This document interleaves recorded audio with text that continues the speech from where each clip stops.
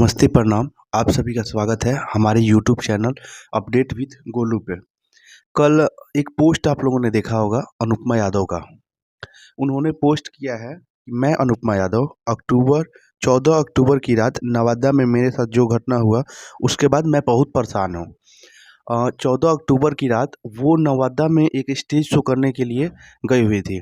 उनका आरोप है, उन्होंने जो पोस्ट किया है, जो बताया है, उसमें लिखा है कि 14 अक्टूबर के रात मैं नवादा प्रोग्राम के लिए गई थी। मैं वहाँ पे 10 बजे पहुँच गई और 3:45 में जब जाने लगी तो वहाँ के जो ऑर्गेनाइज़र थे, वहाँ के जो संस्थापक थे, समिति वाले थे, पूजा समिति थे, दुर्गा पूजा के कार्यक्रम के लिए वो वहाँ पे गई थी। वहाँ पे जो कार्यक्रम करवाने वाले थे, तो इनका बोलना है कि 10 बजे हम पहुँच गए थे और 3:45 में वहाँ से निकल रहे थे। तो लोग मेरे साथ अभद्रता किए। मतलब मुझे बोला गया कि तुम भूमिहार की गाँव में आई हो, तुम्हें गोली मार देंगे। और इनके भाइयों के साथ दुर्व्यवहार किया गया और इनके साथ एक और कलाकार शिव कुमार बिक्कू थे, उनसे भी हाथापाई किया गया और उनको भी अभद्र गालियाँ दिया गया और इनके गाड़ी को नुकसान पहुँचाया गया।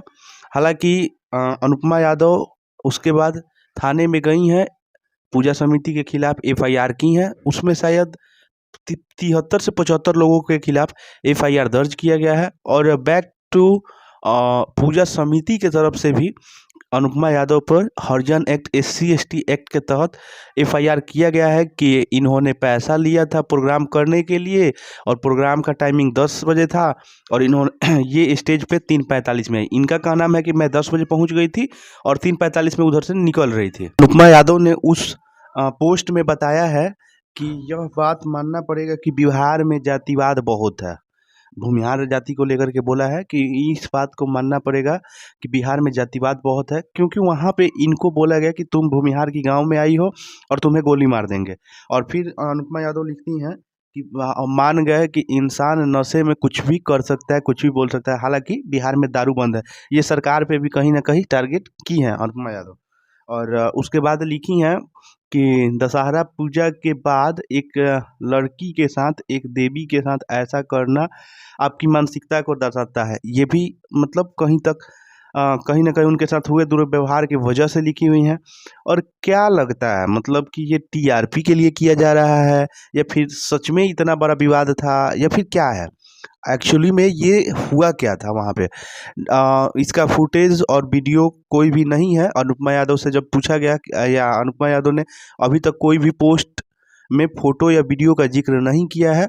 बस उन्होंने सोशल मीडिया पे लंबा-चौड़ा पैराग्राफ में एक लिखा है और फ़ोटो और वीडियो उनके पास कोई साक्ष्य या सबूत के रूप में नहीं है।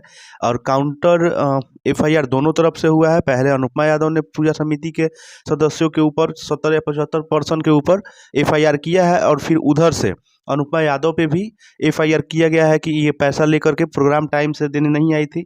देखिए आगे क्या होता है। ऐसे अनुपमा यादव का आरोप है कि इनकी गाड़ी को भी क्षति पहुंचाया गया है, इनके भाइयों के साथ दुर्व्यवहार किया गया है। इनके साथ एक और कलाकार थे शिव कुमार बिक्कू, उनके साथ भी अभद्रता हुई है और इनके साथ भी हुई है। देखिए आगे क्या होता है। जैसे होगा लेटेस्ट न्यूज़ आपके सब पास ज़रूर पहुँचाएँगे।